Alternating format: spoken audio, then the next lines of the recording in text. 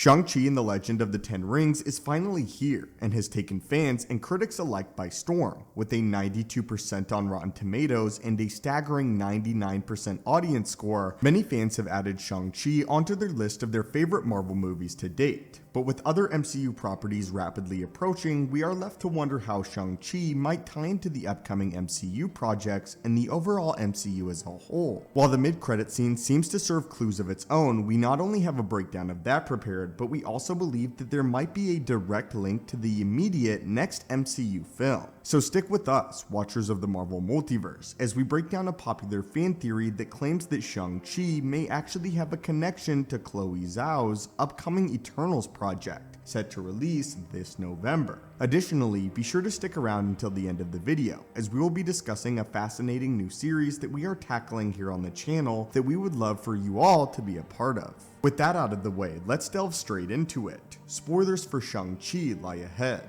Throughout the film, we are introduced to not only a wide array of stunning martial arts choreography and grounded hand-to-hand combat, but we are also gifted the experience of seeing many mythological creatures roam the vast world established across the course of the film's runtime. While several of these creatures have the basis in real-life mythology and legends, they all seem to have similar attributes, and for this video, we will be focusing mainly on the Soul Eaters from the end of the film. When Shang-Chi and his crew arrive at Ta Lo, they are given a rundown of the history of the Soul Eaters, who allegedly hail from another universe and feast on the souls of living creatures in order to grow in strength, which we see them doing throughout the course of their limited screen time. There is a popular fan theory that has been circulating that claims that these Soul Eaters may in fact be related to the Deviants, who are set to make their MCU debut this November. If these Soul Eaters are Deviants or are in some way related to the Deviants, they might not have actually come from a different universe, but a different planet.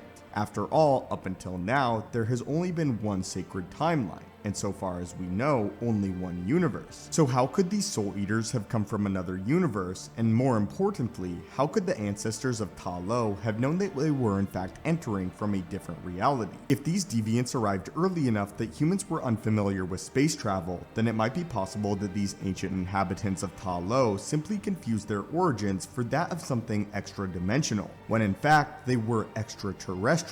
According to the Eternals trailer, the Eternals and supposedly the Deviants arrived 7,000 years ago, which would have been far before the practice of flight or space travel became common knowledge amongst humanity. Aside from the simple fact that many of the Soul Eaters seem to bear a striking resemblance to some of the Deviants we see in the Eternals trailer, many of their actions and habits seem to overlap. While Crow, the leader of the Deviants, seemed to be intelligent and sentient, many of the Deviants seem to be mindless, vengeful, killing machines, but much like the ones we see Eckardt battling both on the beach as well as flying through the air, both seem to have many similar characteristics in terms of their mannerisms. So if we are possibly being given our first look at the Deviants before they make their official debut in the Eternals this coming November, then what does that mean for the upcoming Eternals movie? Well, first off, it means that we may have some insight into the Deviants, and while this is still speculation as of now, that the Deviants have the capability to feed off of the power of human life forces. Is it possible that this is what we see Crow doing to Thena in the trailer, and while he has her ensnared in his tendrils? Is this hypothetically possible that he is using her soul or life force to power something, much like Ego did to Peter Quill in Guardians of the Galaxy Volume 2?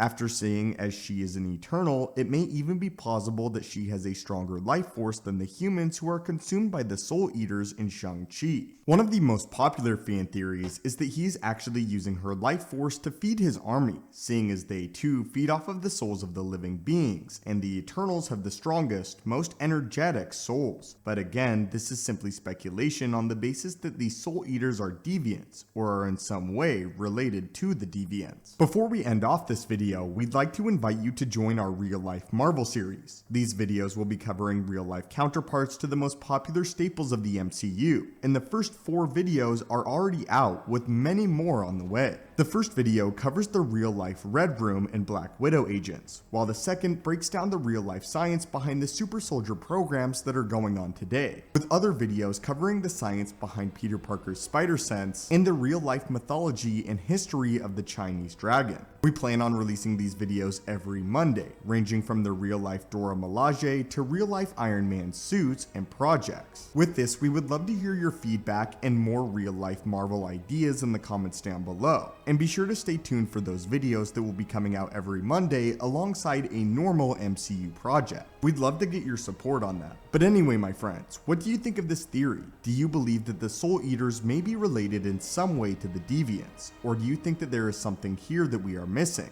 If not, where do you think the Soul Eaters actually came from? As always, my friends, hit that subscribe button to assemble and join our team, and have a great day.